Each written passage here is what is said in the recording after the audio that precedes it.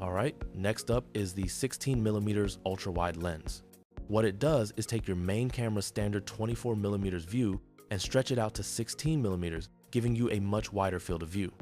While you're shooting a model, you want them to look taller and more elongated, but you still want to include the surroundings. That's exactly when you'd pop on this ultra-wide lens.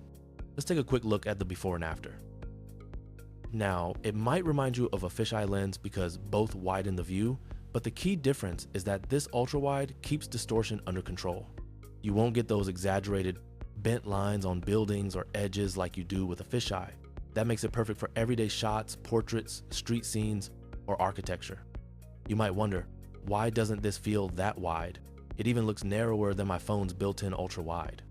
Good question, there are two reasons. First, hitting 13mm or 14mm would make the lens huge, complex, and expensive. The wider the lens, the harder it is to control distortion and maintain sharp image quality. Second, 16mm solves a common video issue. Most phones crop the sensor when recording, so your 24mm photo mode becomes more like 28mm or 30mm in video. Adding the 16mm lens brings the video field of view back to a natural 24mm, without losing resolution. And if you really want the full 16mm cinematic look, just turn on open gate mode in the Fotorgear app. It uses the entire width of the sensor, giving you true 16mm video framing with zero crop and maximum detail. So yeah, better framing, less distortion, and smarter use of your sensor. Pretty neat, right?